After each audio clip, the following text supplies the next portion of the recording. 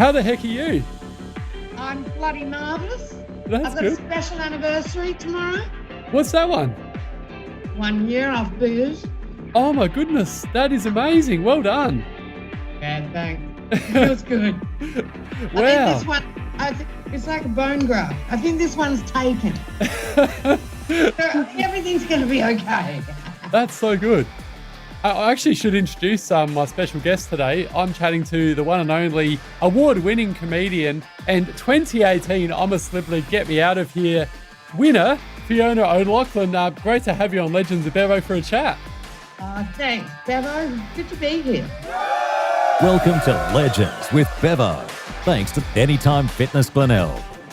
But how have you been going this year? Obviously, we'll talk about your book in a moment, but what else have you been doing to keep yourself busy in this weird COVID year? Well, I've been living differently because I've never been so cash poor in my life. So that was interesting. Not having any gigs, therefore not having any money. Oh. And it was quite, because I've been through quite a lot. Well, I've put myself through quite a lot. I've loved COVID. I thought, I know that sounds shocking. I've loved it. Well, lucky you, Fiona. But I just thought, look, take this opportunity now. You're never going to get a time like this again to really enjoy the time off, and I did. I live in a little apartment in Adelaide and, I wrote a book as well. I've done a lot of couch surfing. Well, channel surfing on my couch, yeah. So your new book, it's just sounds very interesting, Fiona, and Truths from an Unreliable Witness. Yeah. The title itself sounds very interesting. Obviously you don't want to give too much away because you want people to go out and buy the book, but give us a bit of a spiel what it's all about. Well, it's the story of living a life with undiagnosed alcoholism for 10 years, and then pretty much the 15 years it took me to get out of that hell. And it was a hell. It was, addicts live it's a terrible state to live in. And I was so happy to write the book because I was on the other side of it. And I really wanted it to be a light, for other people. Anyone who's, yeah. I kind of wrote it to explain myself to my loved ones. That's what memoirs are for. And to be of some use. There's a warning on the book, and I do tell people they need to sit down for it. It's a wonderful story that you've been able to go from such a dark place into now a happy place. How did you actually do it though, Fiona? Like, is there anyone out there that you've wanted to give a plug to that has helped turn your life around? My manager, Sue Underwood. She was the first person really that I came across and she didn't start out as my manager. I met her when I was homeless. And she lived near the place I was living in. I was in a pretty bad state. And we formed a friendship, and she looked after me at a time when I really needed somebody. And we really connected, and years afterwards, 4 years afterwards, we reconnected, and I asked her to have a look at my books. They weren't good. And she started out as my bookkeeper, and things just got better and better because I finally had a person that I decided to be completely honest with and say, I'd had so many managers, and God bless them. Some of them were shonks, some of them were great people, but very hard to manage an active alcoholic. And Sue took me on, and we really haven't looked back. It was a partnership. And I'd say that if there's anyone out there, struggling with alcoholism, just go to the person you most rely on in your life, Wonderful advice. Yeah, whoever that may be, have a think about it. Could be an auntie, uncle, cousin. Doesn't have to always be your partner but you've got to tell someone. That's where you start. Yeah, wonderful advice, and a credit to yourself and Sue for turning things around, Fiona. And let's get back to your comedy now, because we've spoken about the serious side of Fiona O'Loughlin, but there's definitely a lighter side to you as well. When did the passion for comedy begin, and what do you love most about being a comedian? my earliest memories of sitting around the kitchen table, loving it when Mum and Dad had friends come over, particularly funny ones. And my ears would be very intently listening to stories. I love stories. And I wrote about it in the book. I was about as young as 8. And I could tell when someone was going to bugger up their story. I'm like, oh, she stuffed that up. She should have put that bit there and that bit there. It was very weird. But I was always attracted to funny, because I found life to be quite a boring and dull place to be growing up in country South Australia. So I was forever looking for the laugh, and what a career. It's an incredible thing to find a career where you get to, just talk for an hour and that's your job. Everybody shut up and listen to me. Fun. And where's the material come from? Oh, I've never written a joke in my life. The world just pay attention, and life's funny as heck. Everyone's life is. It depends how important it is to you, I guess. It's very important. Well, I must admit, I've done some interesting things in my time, Fiona. I'm currently a pub trivia host, before the COVID situation anyway, and I've also been an art drawing model where you're basically standing nude in front of a bunch of people just drawing you. But I must admit, being a stand-up comedian would be one of the most terrifying things. I find the other stuff so easy. Has there been a time where you've been really nervous in front of a group of people? Maybe your very first gig, was it sort of frightening being in front of a group of people, knowing that they're just watching you? Yeah, it's first thing you've got to do is take control of your actual body, because it's so terrifying that very first time that you shake. Like you literally, I remember one of my legs, it was my first gig I ever did, and it was in South Melbourne. But I remember that scene, and it was most of the headliners in Melbourne at the time, and this is late 1990s or early 1990s. But I got up and they said, do you want to do 10? That's right. They knew that there was a territory comedian coming. They were expecting a 6'10" truckie. I turn up, I'm 5 foot nothing. And they said, are you the comic from Alice Springs? And I really didn't have any good material. But I remember standing on the stage, and I remember one leg just shaking, like it went off on its own tangent, like it had its life of its own. But all I remember is that they liked me. I don't remember getting great laughs, but I remember that feeling. And it's like going to the casino and you play blackjack and you win, and you go back next week and you just want that feeling again. And I didn't get that feeling again for a long time. It takes a very, very long time to get good at stand-up, It is actually a craft, and you do need stage time, flying hours. And it's taken me years, really, to transport the dinner party me. That's what I always wanted to do. I used to watch Billy Connolly, and I'd be like, I want to do that, where you're just there telling a story like you would at a dinner party. And I remember getting to that. I kind of nearly got to that level.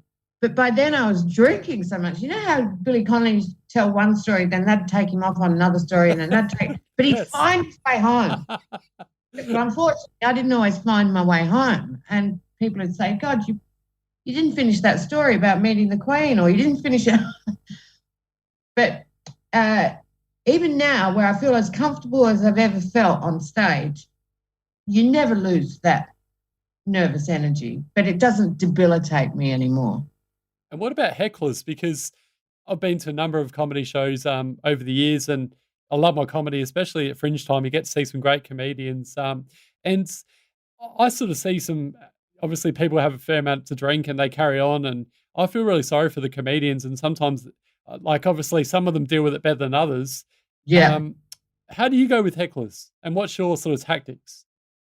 I don't really design my comedy for heckling. A lot of comics do, because it's another bag of tricks. It's another trick in your bag of tricks, to deal with hecklers. And I don't really play that instrument, I'm a storyteller, so heckling's weird. The only heckle I would get is if someone's really drunk. And because I'm really not good at the comebacks. I don't like putting people down. I hate conflict. So if I get a heckle, if someone's heckling me, I just ignore it.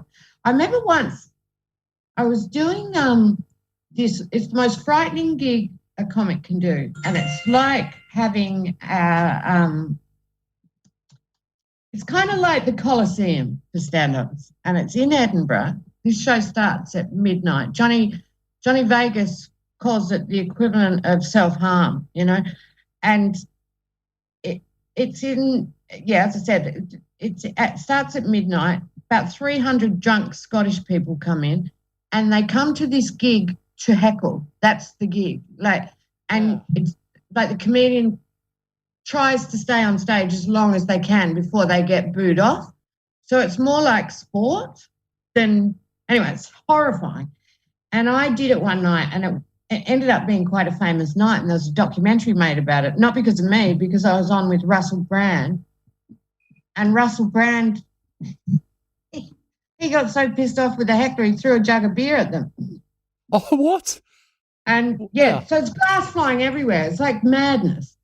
And there's 300 screaming Scottish people saying, "Get off, get off." And anyway, he's thrown a pint of glass into the audience, then pints are being thrown back. And Adam Hills was emceeing, and he said, "Our next guest is Fiona O'Loughlin." And I would have loved to have got there quicker, but I couldn't because there's a whopping piece of glass embedded in my thigh, and I had to pull it. Oh, shivers. And then go on stage. And it was almost like, what they'd done to Russell Brand too. They'd booed him off, and then they gave him an encore. So that he came back down, he stomped back past me. I'm waiting to go on after him. He stomps back past me, and they only encored him to boo him off stage again. What? That's when all the glass started flying.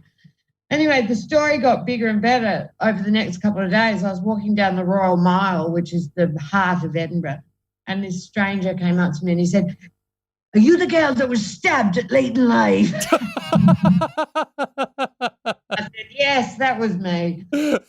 What a story. I actually have a scar on my leg from Russell Brand, which is, I polish it every day. That's one heck of a story there, Fiona. I wish the scar was better. It's not really good. It's only that big. And I'll tell you who was in the audience. The Umbilical Brothers were in the audience. Oh, how good. And they'd seen this horror show of the Russell Brand fiasco, and they're like, "Oh, God, this is awful. Who's next?" And then Adam Hill said, "Our next guest is an Australian comic," and the Umbies just hugged each other and they couldn't look. They were so scared. Anyway, we all live to tell the tale. Exactly, and you've gone into some great things. I mentioned before the award-winning comedian, that's for sure. Now, 2018, speaking of award-winning, you won the I'm a Celebrity, Get Me Out of Here show in 2018. Fiona, what was that experience like and the feeling of winning that particular show? It was very surreal winning it. Like, I said yes to that show basically because I needed the money, I wasn't long out of rehab and I was cash poor. Anyway, I did the show, but I just thought, look, if I don't make an ass of myself and last at least 2 weeks, it'll get me some exposure, so I'll sell more tickets to my shows. That's pretty much all I went in thinking. And it was so funny. While we were in there, no one in there, even though we all got on, and I loved just about everyone except Jackie Gillies. She's a pain in the ass.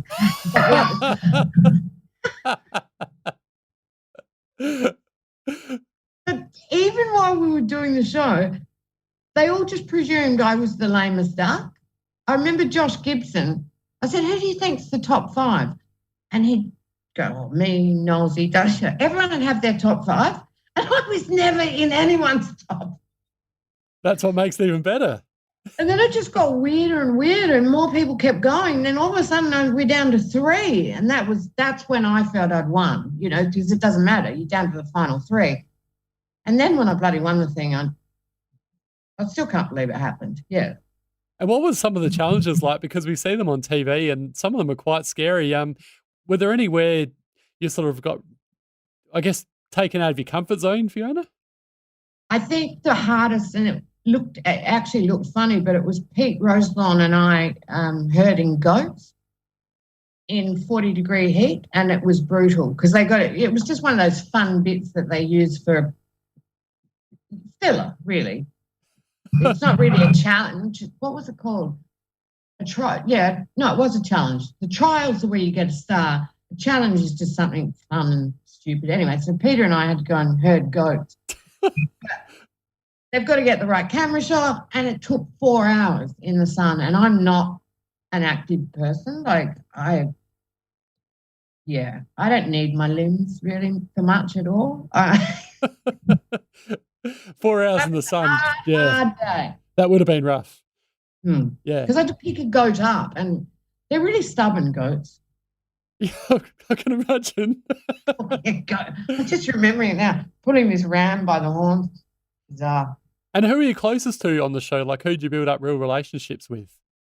Danny Green and Pete Roselon were my buddies, yeah. And Josh Gibson and Simone Holtznagel, who was the beautiful model. Yes, I remember her, yeah. Yeah. She barely got any screen time because she's a Wollongong girl and she's got a mouth like a sailor. And so they could barely, she'd do a great piece and then she'd end it with a see you on Tuesday. Oh, no. Sounds like she'd be a good stand-up comedian, Fiona. It wouldn't be bad, yeah. Hey, before I let you go, what's happening in the future now for Fiona O'Loughlin in 2021? Let's forget about COVID, because obviously we want to move forward, and let's hope, fingers crossed and toes crossed, everything crossed, that next year's a great year for all of us. But what's going to happen? Obviously, we've got the Fringe happening early in February in Adelaide. What else is going forward for Fiona O'Loughlin? Well, I'm launching my book at the Festival Theatre in January, doing a show. And then I guess it's Fringe and touring, hopefully get back to Edinburgh. The world's my oyster. See, I've done all the work. All the hard work's done. Love it. I've raised 5 kids. I've kicked my booze. All I have to do now is get old and annoy people. Well, I look forward to watching one of your shows next year at the Fringe, or getting there in January when you do the book launch. And who's your must-see every year? Who do you see? Who's my must-see? That's a good question. I like seeing different comedians. Last year I saw Tom Ballard for the very first time, and actually he's great, isn't he? He's great, and actually this just shows how nice he is. He actually gave me the time of day to actually have an interview that same week for Legends of Bevo, which was really cool. So fantastic. Yeah, so he was really fun. The same as Harley Breen. I interviewed him a couple of years ago, and then the same. He's a legend. He's a legend. He's so funny, and then gave me the time of day as well, and had a couple of beers with him after the interview, and then watched his show that same night, and caught up with him after the show, and he's a great fella. So yeah, there's just so many great comedians. It's really hard to answer that one because I just like seeing all different things, to be honest. That just makes me smile thinking of Harley Breen. So many of us, so many Australian comedians, are such tight friends because it's such a rare thing to do. It's not many people do it, and I think because we have this crazy bond, because we all know where we started. We all know how hard it is. Yes. I remember Harley employing my daughter as his nanny. Oh, what? Yeah, God, he was funny. He said, well, she'd be great, wouldn't she? You raised her. She'd know how to get everyone's breakfast and get them off to school. That's a bit rough. Hey, this has been an absolute pleasure having you on Legends of Bevo, Fiona. We look forward to chatting again in the future. Your book, Truths from an Unreliable Witness, I look forward to reading it. And everyone out there watching or listening today, go out and buy yourself a copy. I'm sure it's going to be a great one, a great read. Thanks, Bevo.